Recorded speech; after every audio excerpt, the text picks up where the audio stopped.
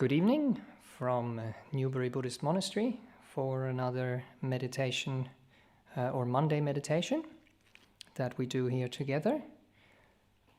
As we are live at the moment, so if you are listening or joining a bit further down the track, you're able to ask questions if you like on the live chat, and we will try to answer those as well as we can once the meditation is finished. So for people who are new to this, the format is usually that we do a short introduction, mainly about meditation, because we're going to be meditating afterwards together.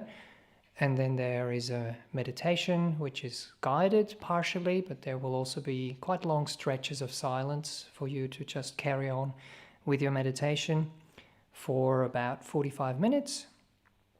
And then I'll ring the bell and we will see if there are any questions to be answered, and then we try to answer them all. So yesterday actually, on Sunday, when I was giving the talk, we had so many questions, and there was quite a lot of material that I wanted to present as well, so it was quite a long talk. And the first question was actually a question that asked, can you please tell us in short the path to Nibbana? But I just thought about it for a minute and, or much shorter, and gave a quote from Ajahn Brahm. So I thought maybe I can spend a little bit more time on that question, because it is a good question.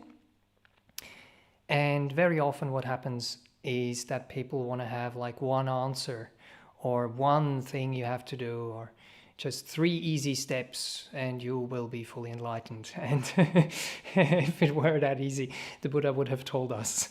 So the Buddha was very kind and very compassionate. So he gave us the shortest route. And the shortest route is the Eightfold Path. And it has many, many factors. But if you want to break it down, it's basically about sila, which is virtue, about meditation, that we're going to focus on tonight, and about panya, which is wisdom. So sila is being a virtuous person, and if we do that, if we behave, and if we think, and if we talk in a nice way, in a virtuous way, then we feel good about ourselves, and that will help us to calm our minds later down the track in meditation. And meditation is something which will be happening much, much more naturally, because if we have regrets, or if we have done things wrong before, they kind of follow us around, and it's not that easy to put things down when we try to sit down and meditate. So it is like the foundations that have to be laid first of all before we build a house. So that's sila. And then we have samadhi, that's the stillness of the mind that we will be cultivating tonight together. And then once you have put the walls up, then you can start putting the roof on the building. You can't put the roof just kind of on the ground. So it has a certain sequence there. And through that stillness, through the happiness that increases, through the clarity of the mind, it is possible to see things as they really are. And if we have the 5 hindrances operating, and that's the job of the meditation, to remove those, then we can see it. If the 5 hindrances are still there, then we can't actually see what is there. Then we are seeing the world through a filter. Then we are seeing the world in a distorted way. So we have to first be able to take those filters, take those glasses off, so to speak. And that's the purpose of meditation, to remove them. And then we have the wisdom, and that wisdom, very naturally, then we behave in the right way because we see the world in the right way. So we need a little bit of wisdom in the beginning. We need inspiration, and we need motivation that we want to do these things. Then we start to practice the virtues, and that will lead to that calmness and clarity to see the world in the right way. Okay, so I hope I could give a bit more meat on the bone for that question from yesterday, and I hope the person is joining us tonight or will be joining the meditation later down the track to hear an answer which is a bit more in depth. So for tonight I chose a little part of a sutta, and that comes from the Theragatha, so that's the verses of the senior monks. There is one for the monks and there is one collection for the nuns, so this is from the monks, and this one is attributed to Kondanya. He was one of the 5 disciples of the Buddha who heard the first Dhamma talk, the Dhammacakkappavattana Sutta, and he got it. He understood what this is all about. And this poem is about him and his attainment. So, and I'm not going to read the whole thing, but I thought the first 3 paragraphs there are quite nice. So if you want to find it in the live chat, there should be a link for you if you watch this or listen to this after that. So it's number 15, and it's the first one in the book of the 16th. There's actually, I think, just one in that chapter anyway. So, and it goes as follows. My confidence grew as I heard the teachings, so full of flavor. Dispassion is what was taught, without any grasping at all. There are so many pretty things in this wide open land. They disturb one's thoughts, it seems to me, attractive, provoking lust. Just as rain clouds would settle the dust blown up by the wind, so thoughts settle down when seen with wisdom. Right, so it hopefully also reflects a little bit what I was talking about yesterday and just before. So we are developing confidence in the teachings, and then that kind of contentment that I was talking about yesterday that I want to focus a little bit more during this session of meditation as well. And one of the kind of big obstacles for people in meditation often is the thinking process. And in this poem it's so nicely put there that it is like the rain. You have this dust that is blown up by the wind, but once the rain comes, then it falls on the dust and it settles you down. So the thoughts settle down as well. And if we are meditating in the right way, the thoughts are going to settle as well. So we can't stop thinking, but we can encourage the thinking to go in the right way, or we can perceive it in the right way and not add anything to it. And then it will very naturally kind of run out and settle all by itself.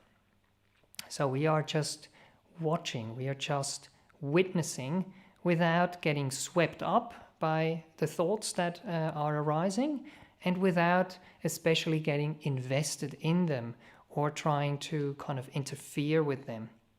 So I wanted to kind of give you 2 examples to understand this process a little bit more in terms of not meditation, but in terms of what might have happened to you in day-to-day life as well. So after I finished teacher training college, I was working as a teacher, had a first grade or had kids from the first grade, and I was sharing a flat with 5 other people that also left teacher training college, but they were already teachers for quite a while. They were with me at that school because the whole kind of program there was for 5 years.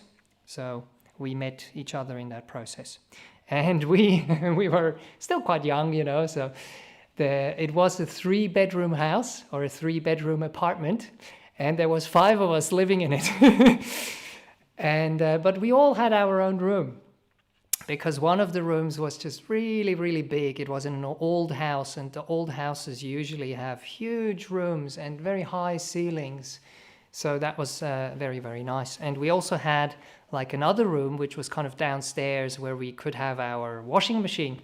And we kind of put in a little bit of work, so one person could stay in that room down there as well, because we wouldn't do the washing down there. So we managed, the 5 of us, to live in a 3-bedroom house. But I was living in that big room that had a very, very thin wooden kind of wall. What do you call it? Plywood, I think it is, when you just mix the wood chips together. And, there is a wall, but you can hear pretty well. And next door, or in that same room, on the other side of that thin wall, was one of my friends. She was living there, and she had her boyfriend visiting at that time. And, I was lying in my bed, and they were over on their side, and I just didn't want to really hear what they're saying to each other, because I felt, look, that's not really my business. And it's the same thing with thinking. So you have these thoughts that come along, and you can develop a similar attitude to those thoughts. So what actually happened is, that was quite interesting, I mean, you can hear something in the background at times, and if you pay attention to it, like if it's a voice or something, you can understand the meaning of that. But you can kind of switch. So say you're listening to a piece of music. If it's in English, usually you would listen to the English, if you're an English speaker, and understand the meaning of the words. But if it's in another language, it just kind of becomes sound. It's maybe sounds nice or whatever, but you don't extract the meaning out of it. And in laying in that bed, I remember that experience quite clearly, because I was able to tune out of the meaning of what was going on next door. So I would hear the sound, but I wouldn't assign any meaning to it, so that I would kind of hear what's going on. And that happened to me a second time when I was an exchange student in New Zealand, and I went over to New Zealand and started staying with my host family over there, and switched to English in my brain. And there was another exchange student. She traveled with me at the same time from Switzerland as well, and she was 1 or 2 villages down the track, close to me. And then one day she called me up on the phone. So I picked up the phone and I, answered it in English and all that. And she started to talk to me in Swiss German. And, Swiss German is not my first language, but my second language, and the one I use the most. But I was so switched on to English that it didn't make sense to me what she was saying. So I was like saying in English, "Excuse me, sorry, what are you saying?" And it took me a little while to kind of realize she was talking in Swiss German. And then I kind of made that switch, and then I understood. So try and see if you can do something similar with this, the thinking process when it does arise. So it's there. It's like a sound which is there.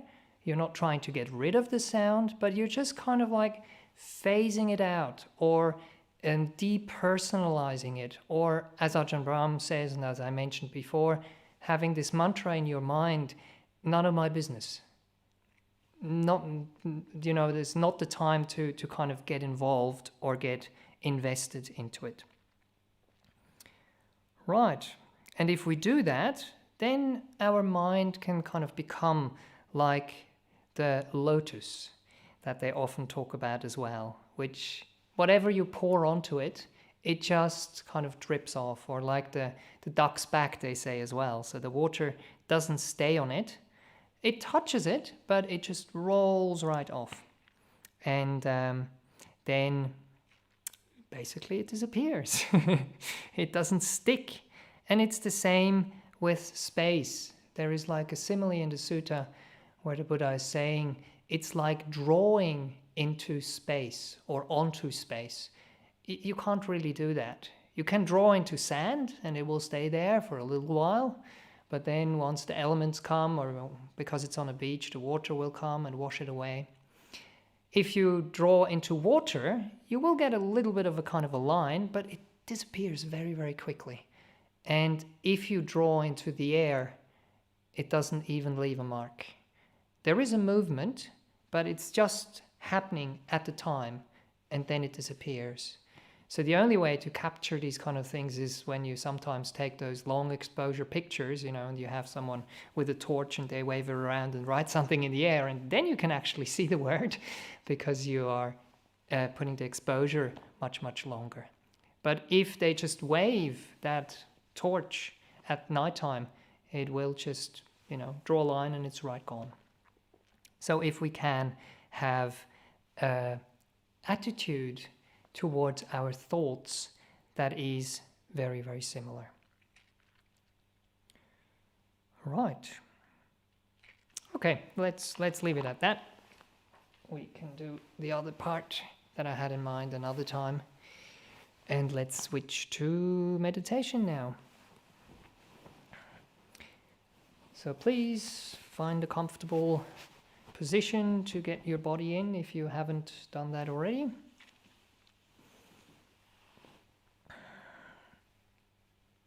Find a place, a space where you feel safe and at ease.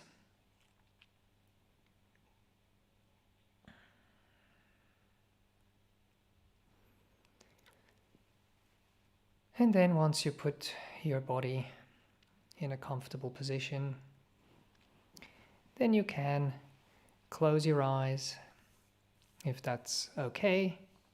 You can also have them slightly open, but if you are comfortable closing them all the way, it's a nice thing to do because that also kind of signals to our body that we're not trying to get out there into the world anymore, receiving information.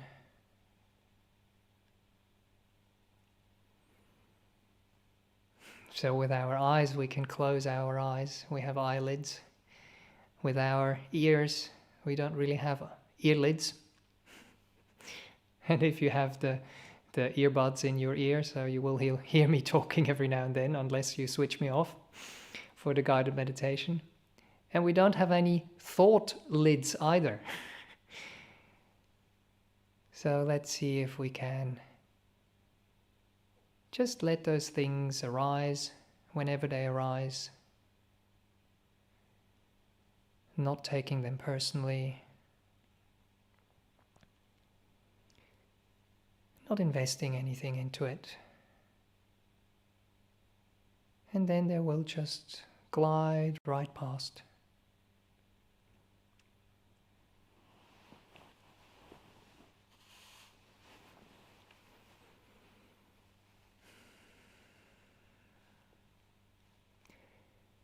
But a good way to start is always spending a bit of time with our bodies.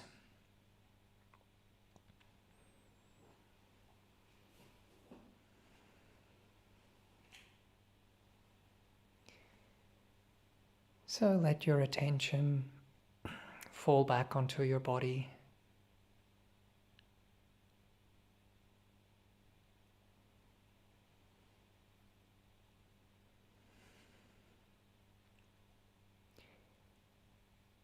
Take a few deep breaths in the beginning.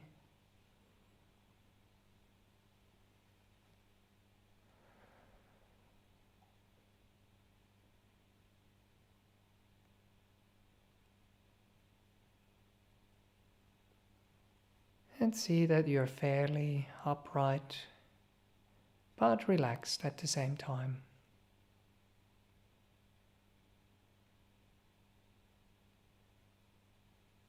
What can be helpful is kind of straightening your back a little bit and pulling your chin in towards your chest when you're breathing in.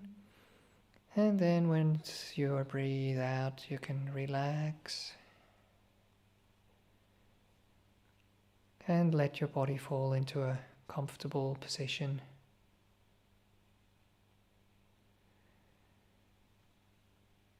Same with your shoulders. When you're breathing in, you can pull them up slightly and backwards a little bit. And then when you breathe out, you can let them drop right back down and relax.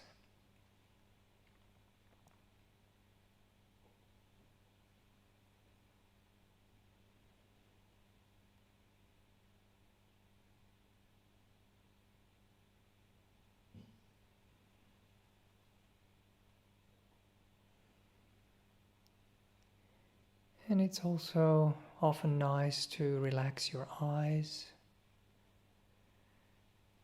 relax all the muscles around your eyes. Even though we might be talking about watching or observing your body, you're not doing that with your eyes.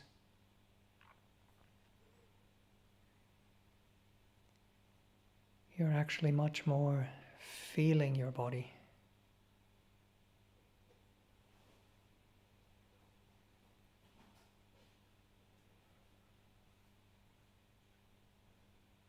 Or just being your body.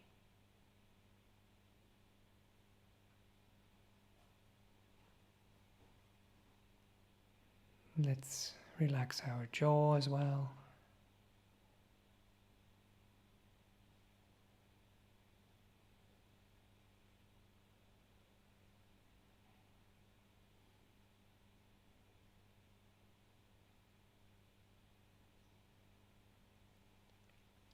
Our neck and our shoulders.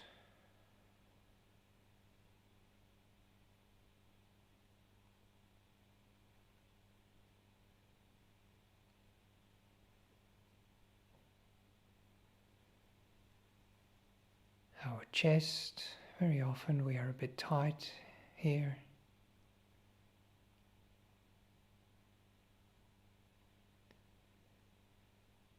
And see if you can, instead of thinking about your chest, actually feeling your chest.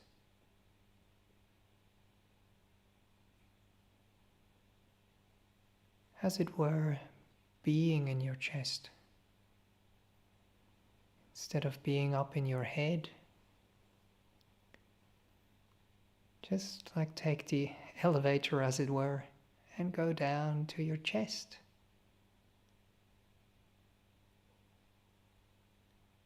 And feel from there.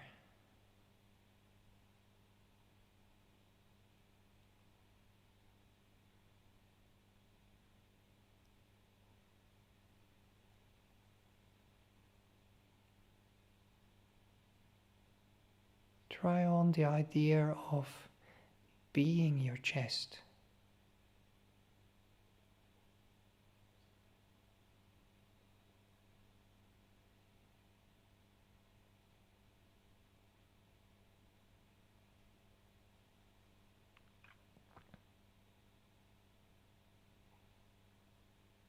And see if you can just be the space in which this thing we call chest is happening, the sensations in this area of the body that we call chest.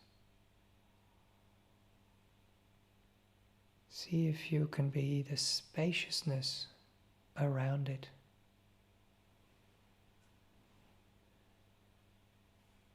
So that all the feelings that are happening in the chest can relax into that space.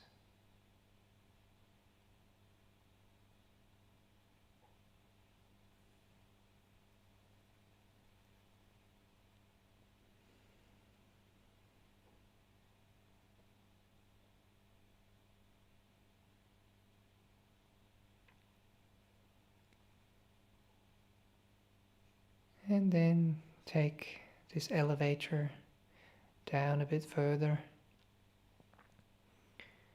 to your area of the belly that also often might have some cramps or be a bit uneasy or just kind of slightly uncomfortable.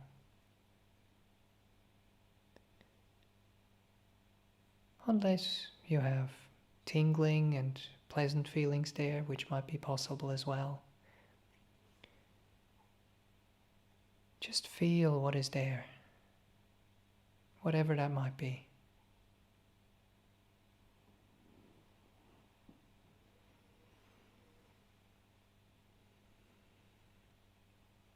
See if you can be your belly. As if your belly was a being for itself.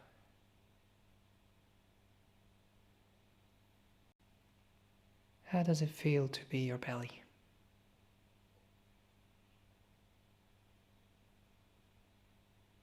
To see the world from its perspective, to feel the world from its perspective.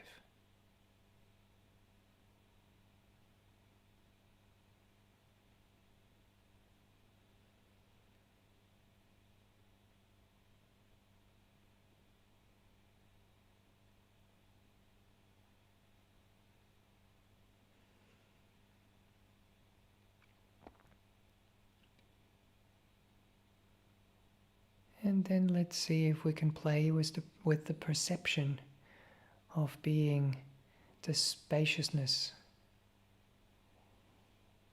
around this thing which is called belly.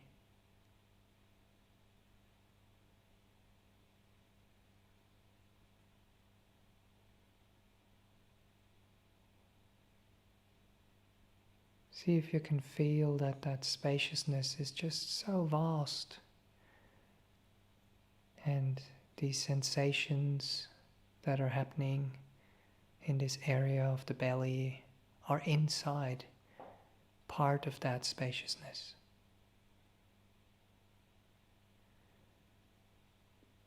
Relaxing into spaciousness and ease.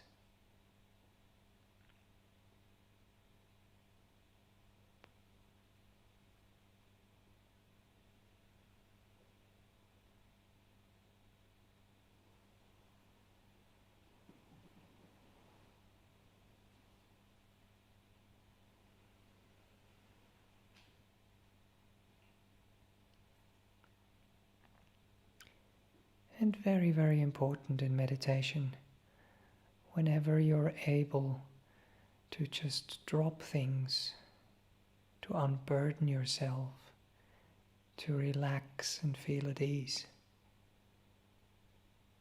to really let that feeling settle and fill up your whole being.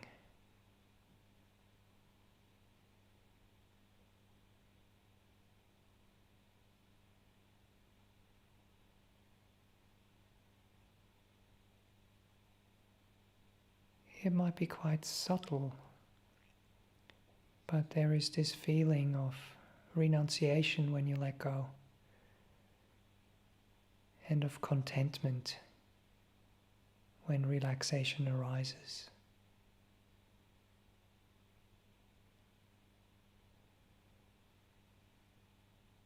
And contentment is what settles business, what settles the body, and what settles the mind.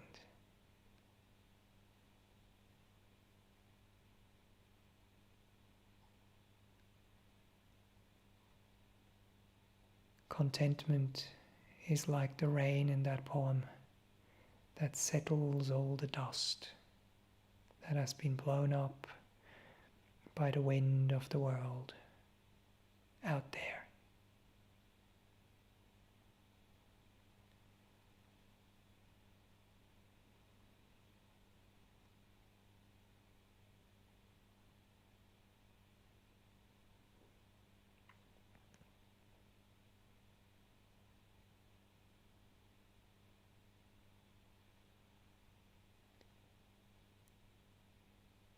And you can expand your field of awareness a little bit now and see if you can include the whole body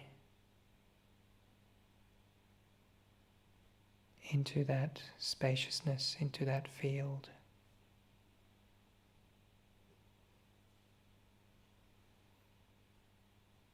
But not the thought of a body,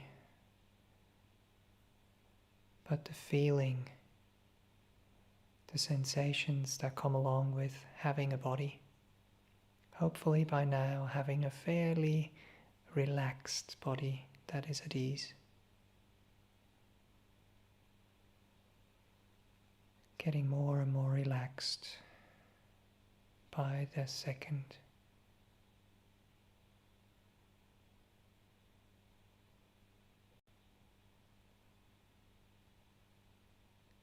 just being your body.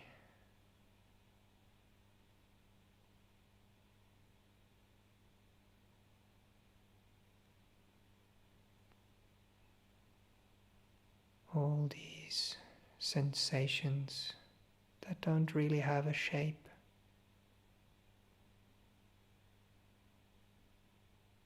that are happening somewhere in this kind and spacious part that we are observing.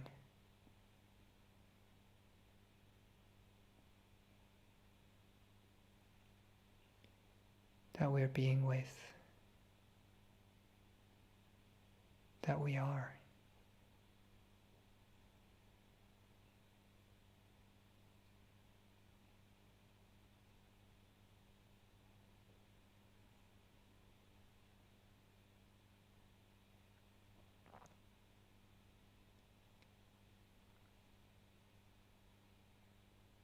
And usually, if we can settle our bodies in a nice way, we're at the same time also settling our thought process,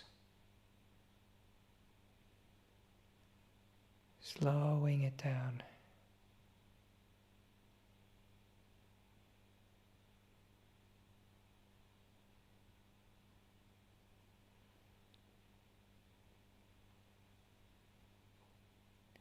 And as we are relaxing into the present moment,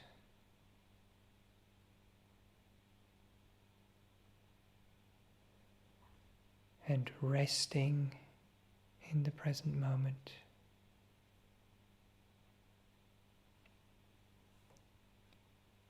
if thoughts do arise,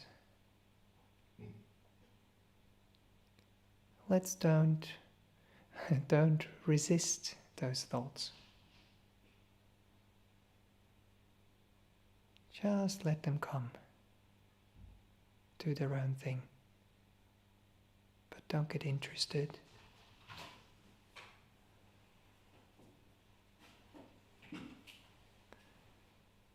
Like I was describing before, it's like your friends talking next door.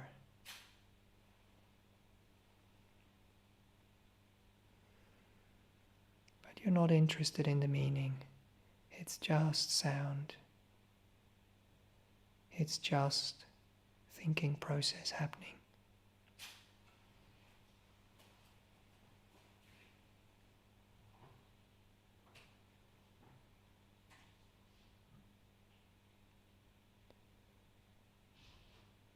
And if we don't resist, we don't add anything on top of what is happening, so it can settle down, slow down,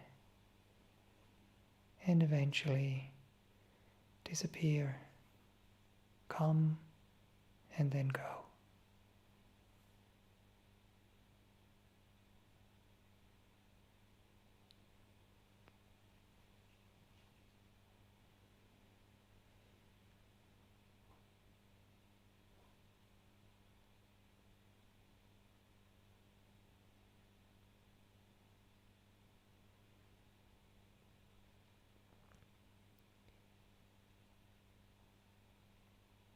And as we relax the mind, as we relax and settle the thinking process, there is also contentment arising there. A very subtle contentment, but a very rich one.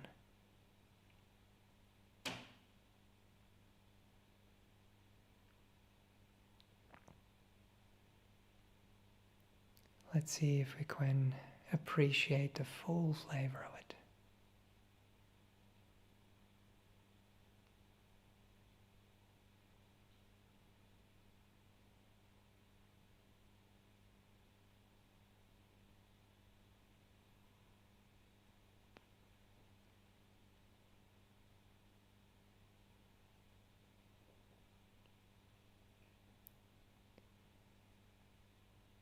And that way allow ourselves to go deeper and deeper into stillness, and peace.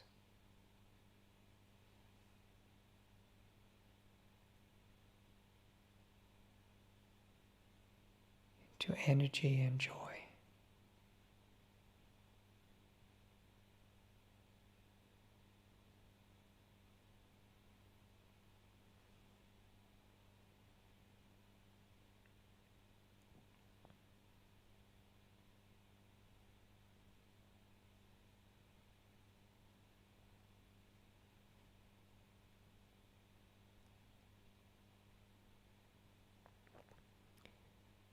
If feelings in your body are still arising, or if thoughts carry on arising, absolutely no problem. The important part is what we do when they arise, how we relate to them, what attitude we have towards them, what the relationship is like.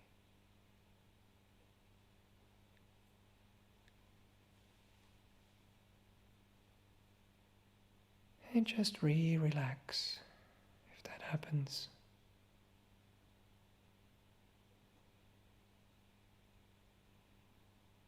Carry on resting in reality as it presents itself.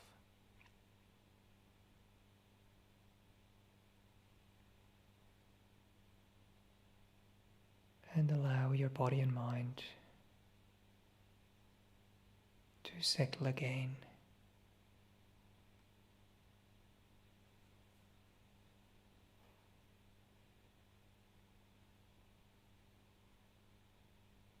And become peaceful and still.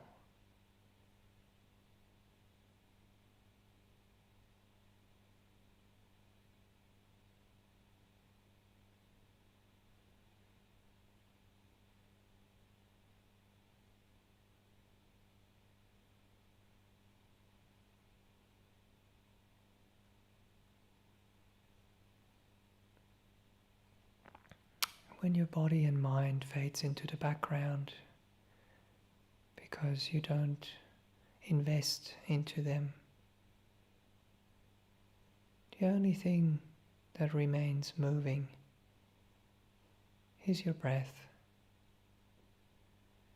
going in and going out.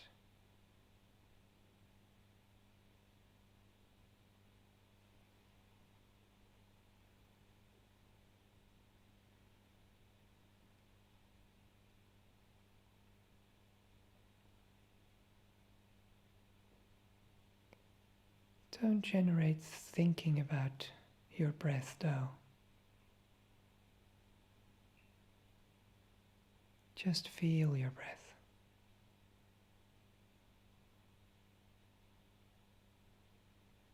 Feel the sensations. Feel the movement.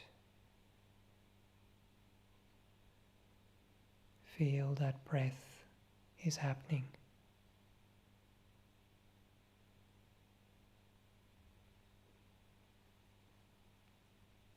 Maybe it's even like a disembodied breath. That's perfect.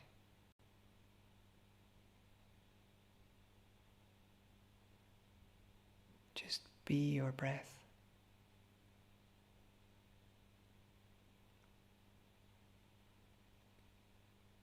Be the vast kindness and spaciousness in which breath is happening.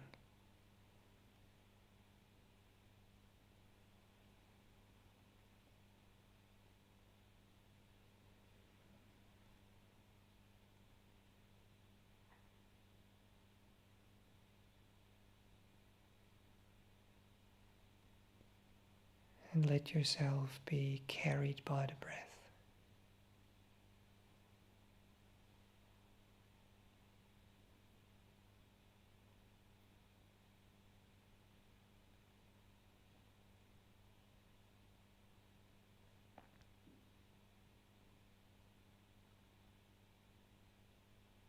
carried by the stillness,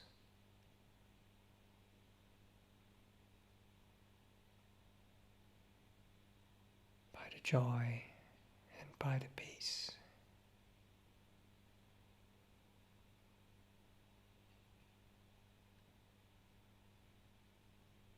So let you carry on with your meditation now in silence.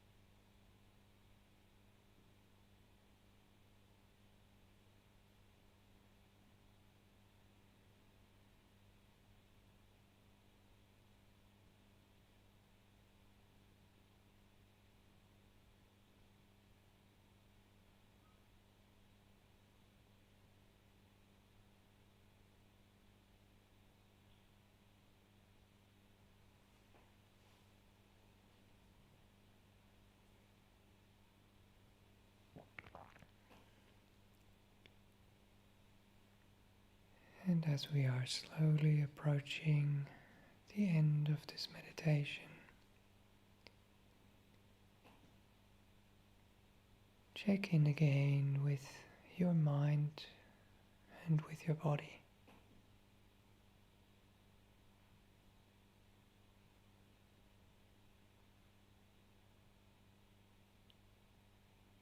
Maybe just drop in the question, how does it feel?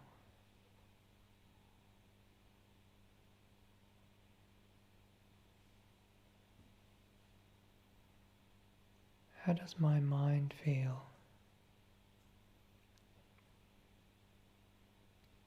And how does my body feel?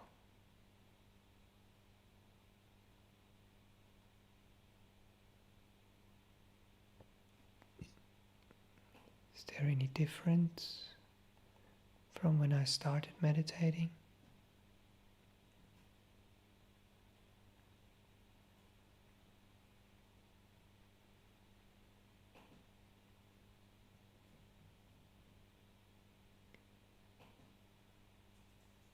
What did I do?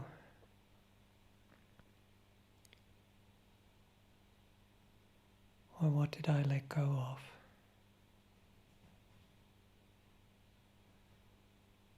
What did I renounce?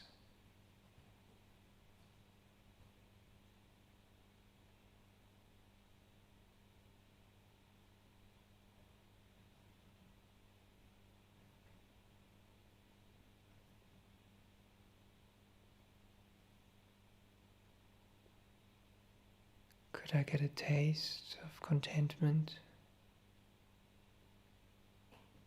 of stillness and of peace, even if just temporarily?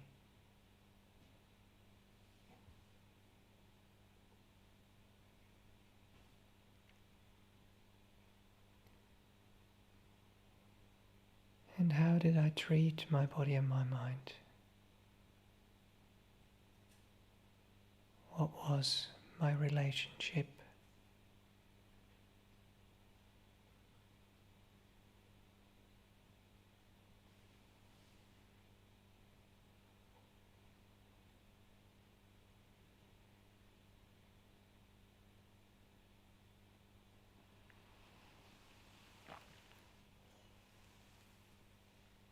And as I will be ringing the bell 3 times,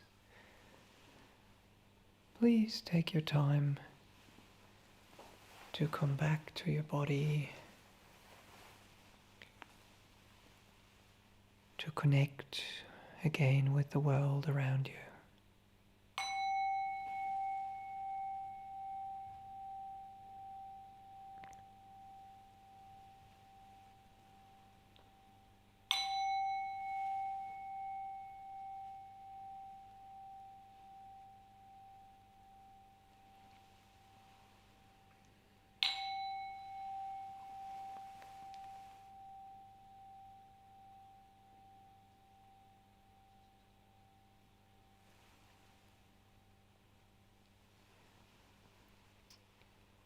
Okay, how was that? And please do remember that if a meditation is peaceful, wonderful, but we don't get attached to that peace either. If the meditation is not wonderful, we don't get attached to that as well. So the practice is really relating in the right way to whatever arises. Positive feelings, negative feelings, and learning from that experience. Meditation is our training ground, but also our resting place. Okay, do we have any questions? Yes, Bhante, we have received one question so far.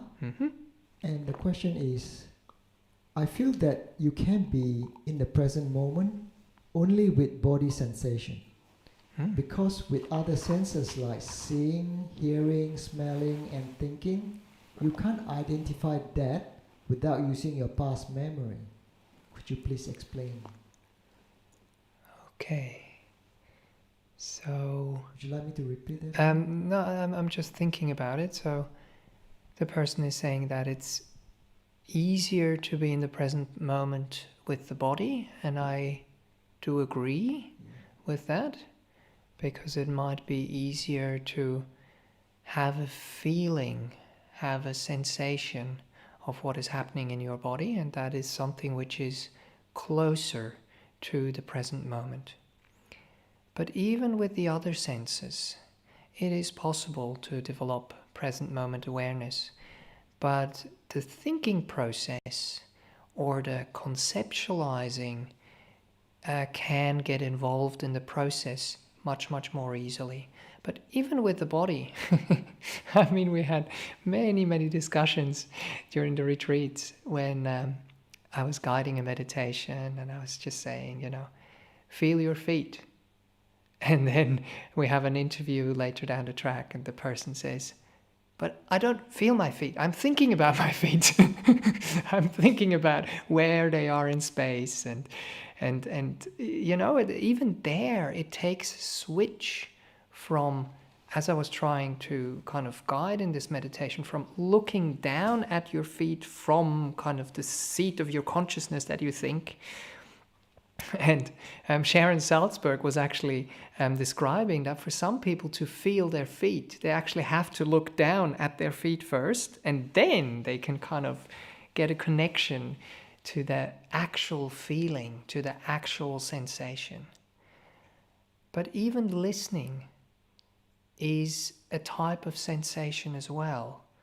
And listening is actually, if it's removed from conceptualizing, is only sound. And sound is always just happening in the present moment. So if there is a bang and you perceive it, you hear it, that is happening in the present moment. But once you start conceptualizing and going like, wow, that was a door that was banged. Why are people banging doors? We are in a retreat setting. They shouldn't be banging doors. Who was it? Was the person angry? I, have memories as a child when the door was slammed at home or whatever, and all that stuff comes up. But the actual feeling itself, the actual sound, is something which can help you to get into the present moment. So we are often using the singing bowls as something to bring children, for example, into the present moment. So we tell them to listen to the sound which is happening in the moment, and then follow the sound, the vibration of the sound, into stillness which comes afterwards. And with the singing bowl, what is very nice is also there is a sustained sound. There is a sound which is, I guess, for most people fairly pleasant.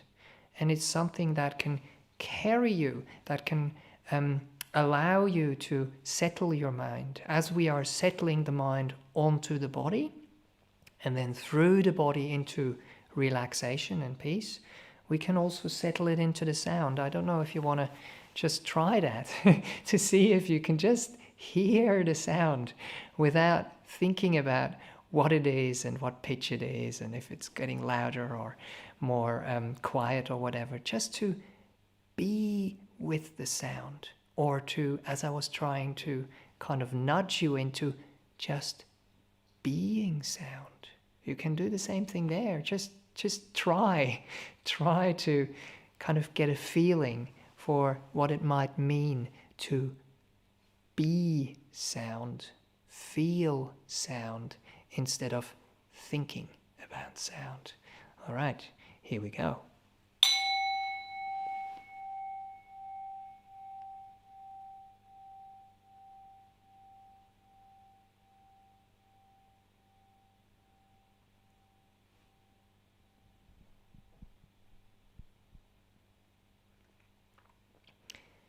And the same, I guess, would apply to the other senses. I mean, I don't want to go through all of them, but I guess one of the hardest one is also sight.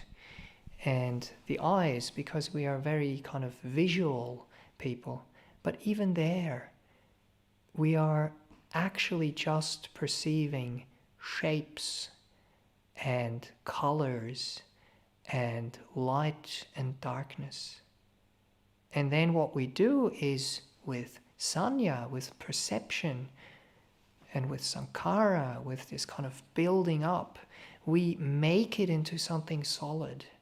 We make it into an object. We start to relate to it as it's that object out there and I'm here and there is this kind of distance between us.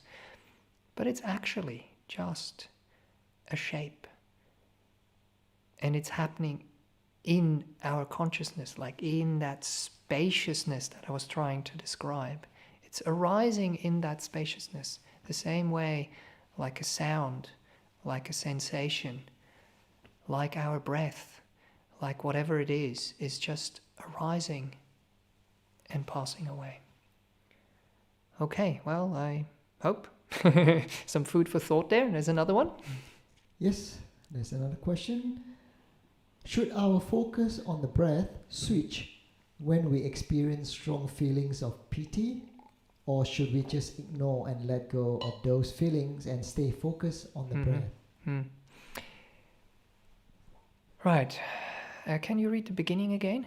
Should our focus on the breath switch when we experience strong feelings? Should our focus switch? So the whole idea of meditation is about letting go, of unburdening ourselves, of simplifying things. And that's what we are trying to kind of help along with that process. And if we do that very carefully and very nicely with the body, and then also with our mental world, then once we come and invite our breath, so it's not a going and grabbing and focusing and trying to kind of really go for it, it kind of naturally arises.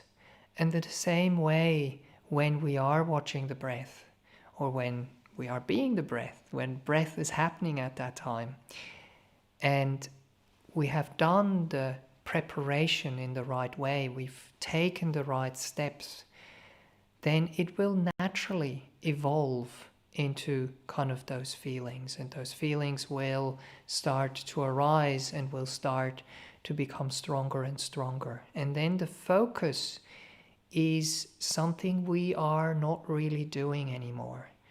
The focus is happening all by itself because we are kind of being pulled in to those kind of states.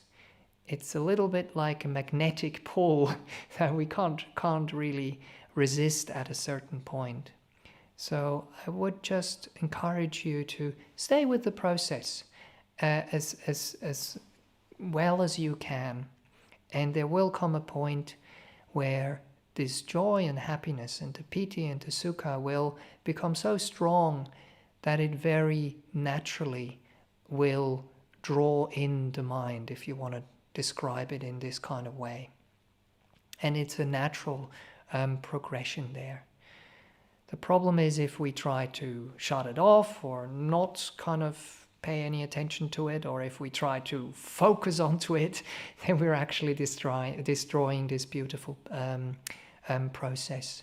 So usually when it happens naturally, we would be staying with the breath for quite a considerable length of time and settling on that breath and having the breath as a physical feeling at the beginning, and then switching from a physical feeling to a more mental or emotional feeling. So we are not, for example, feeling the in-breath and the out-breath as something distinct anymore. We are just feeling that breath is happening, and we are starting to kind of enter this world of Vedana, which is the feeling world, from the world of Rupa, which we were in before, which is this kind of corporal, which is the body, which is the world which is much more kind of solid.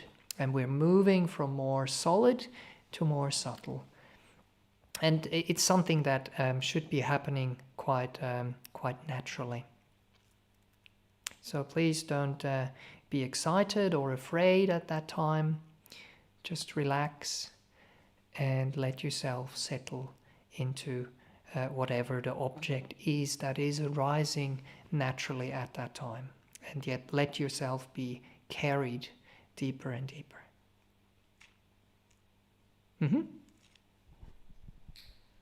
Next question. I hope I get this right. I would like to ask if I need to be aware of my stillness being present while not thinking of myself sitting there. Please advise. Does that make sense? That's a bit of a poem in itself.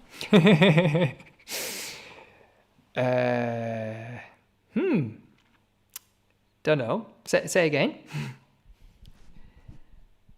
I would like to ask if I need to be aware of my stillness presence while not thinking of myself sitting there, sitting in meditation. Yes, okay.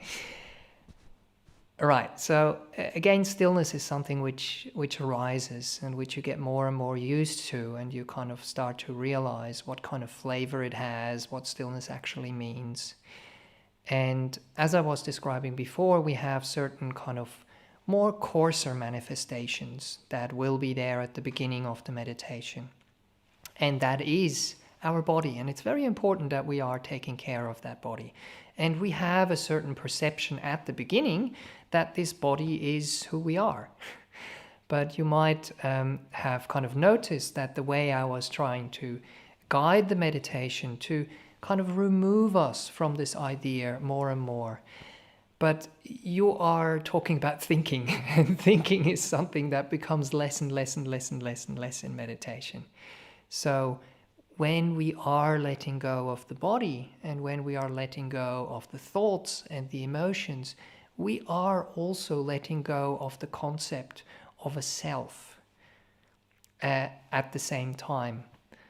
But please try not to conceptualize these things too much. Try to bring it to the feeling world, to the sensation world, and to the world of how happiness, relaxation, and stillness actually feels, much more than what it is or how we would describe it. I'm just trying to give you tools or ideas and ways how the mind could get an inkling what it might mean.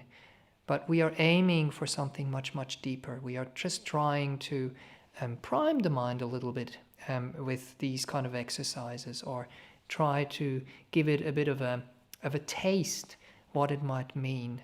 But the feeling itself, what it actually means, is so much more deeper and so much more profound than any words can really describe. Is eating only before midday a monastic practice that assists with spiritual development? And what did Buddha say about this practice? Right. Yes, so it is part of the 8 precepts. So that would be also for people who come and stay with us in the monastery. And it's for people who become anagarikas, that's postulants, before they ordain and take 10 precepts and then more precepts for the monks and the nuns later down the track. But lay people are encouraged, and the Buddha said that it is good if we can keep those 8 precepts every now and then, instead of just keeping the 5 precepts. And the additional precepts which come on top of those 5 precepts are basically precepts about renunciation. So we are learning to let go of things. We are learning to simplify our lives. We are learning to be content, basically, with less and less things. So we are not depriving ourselves of these things. So it's a process where we have to be careful and really also listen to our bodies and minds, because when we are out there working as lay people, it might not be the right thing to do these practices. So usually they are practiced on a special practice day, or when you come to the monastery and listen to Dhamma at the same time, and you offer a meal, for example, and then you eat that meal, and you decide, I want to practice a bit more restraint, I want to practice a bit more renunciation, and see how that feels like for that day, for those 24 hours. And then you would also not be eating during that day. So we are unburdening ourselves in meditation, but also with practicing those precepts, and especially with practicing those precepts of giving up things, letting go things, renouncing things. And it physically makes yourself feel lighter. So you are more awake, you are more alert if you don't eat too much.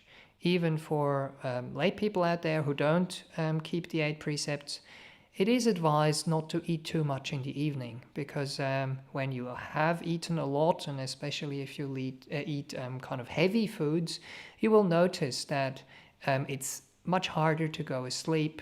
There might be much more activity in the body and in your mind, and usually around, they say, what is it, I think about 2 o'clock, in terms of your body clock, your internal organs, especially your bowel, is working very, very hard at that time. And so the more work you give it by putting in a lot of food, and especially food which needs a lot of processing, that will also kind of affect your sleep. And then when you wake up the next morning, you will be much lighter and much clearer. And for the monastics, the practice is that we don't eat before the sun goes up, before we have dawn, it's called. So you have another period of time when you wake up early in the morning, and you are basically, we call it in German, sober. So you don't have any substances in your system that kind of weigh you down, or that might, becloud your mind, or just make it kind of slow and groggy or dizzy, or whatever the feelings are to describe that. Yeah. So in German we say someone is there we go. See, because I'm thinking in English, I can't even think of the German word now. But basically, when you have to go for a blood test, they tell you have to come sober. And it doesn't mean you're not drinking alcohol. It means you shouldn't be eating food or having too many drinks before you go and do that blood test. What is it called again? Can someone Google it? Sober, it's a German sober. Nüchtern, that's it. Got it, yeah. So nüchtern is the word. And the word is also used in terms of not having any alcohol or drugs in your system. Okay, good. Long-winded answer. Is there certain kind of food that may affect our body for meditation? Yes, there would be. But because there is different bodies, you have to ask your own body. You have to try things out. There is people who have certain intolerances. There's people who have certain allergies. There are people, So I wouldn't want to, give you any Dr. Bodhi recommendations for what you should be eating or not eating. So of course, the heavier the food is, the more time it takes to be processed. And of course, if there is, very, very sugary foods or something like that, they will give you a sugar spike, but they will kind of wear off fairly quickly. So see what foods you experience and can find out there that give you sustenance, instead of just giving you a kind of temporary high, or kind of giving you a certain feeling of comfort. There's a couple of foods that are kind of called comfort foods. So it's really just to make sure this body is happy and surviving for another day. And the Buddha basically usually says, when we talk about food, and as monastics when we reflect on food, to finish old feelings of hunger or discomfort. That's why we are eating. But not to start any new feelings in terms of having greed or lust or wanting to eat something. So it's basically appeasing your system, giving it what it needs, but maybe not always what it wants. I hope that gives you a bit of a guideline. Next question. Okay, wow, there's more. I tend to carry the troubles I have during the day into my sitting. How can I let go and have a more peaceful and longer sit? So that is very normal, that we take our minds from our day-to-day life into our meditation. I think I've described that about maybe 2 meditation classes ago or meditation sessions ago. So we don't have a meditation mind and a day-to-day life mind. It's the same mind. So whatever happens in life, we carry into our meditation. Whatever happens in our meditation, we carry into our lives. But we can find skillful ways to deal with it. So if there's been a lot of stuff going on, what might be very helpful is to do a bit of walking meditation, because there is a bit more kind of movement, and the body is involved a little bit more, and it's something which can actually very, very nicely help you to settle your mind. Also, if you're sitting and you're very restless or you're kind of tired, walking meditation can be very, very useful. I mean, walking meditation in itself can be a very good practice. So, you might get more peaceful walking than sitting. So again, it depends on the person. But for myself, walking meditation is something that works quite well. And then the other thing is, don't rush it. Don't have a certain goal, don't have a certain expectation where you want to get and how long you want to get be sitting there. And if it doesn't work and you're really kind of going crazy, I have to sit for half an hour, I decided to sit for half an hour, now I'm gonna sit for half an hour, come what may. If not, just get up and do walking meditation, or do meditation sitting in a comfortable position if there is pain and discomfort or a lot of irritation or friction happening in your mind. But if you work with your body, you can often calm a lot of these kind of things down. So I sometimes also tell people, try to feel your thoughts. So you're bringing your thoughts into your meditation. How do you feel your thoughts? Try to feel what is happening in your body as a reaction to those thoughts. Or if it's not a reaction, how do these thoughts feel? How do these emotions feel in your body? Where are they located? Is there tension? Is there disease? Is there friction or whatever it might be? And then if you work with those things on a physical level, it becomes a bit more tangible, and you can actually relax it in your body, and by relaxing it in your body, you can relax it or pre-relax it in your mind, and then once you get into your mental world, it's kind of easier to deal with it. And if you had a really hard day and you sit down and your body feels fairly awful, just carry on doing body sweeps for the whole sit of the meditation. So we don't have a certain goal we have to reach in our meditation. If your body needs the attention, if those thoughts and emotions need the attention, please give it to them, but don't let yourself kind of be carried away by them. So you're just spending...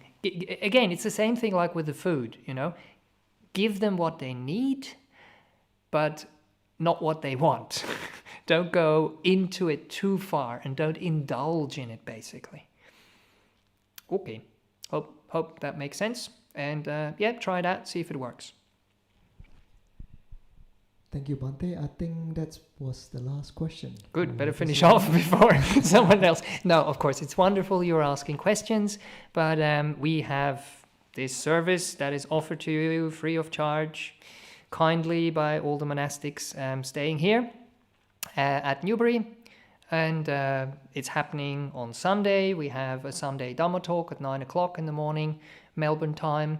And there is the opportunity when you join live to ask a question. And same thing again with those meditation sessions we have on Monday night at 7:30 Melbourne time in the evening. you have an opportunity to ask more questions if there are any left. Well, I guess there will always be some questions left. Unless we're all enlightened, then there will be no more questions, and we'll all be just very peaceful and happy, and yes, we will just all disappear into Nibbana, and that's going to be it. Okay, enough for tonight. Bye-bye, take care, and good night.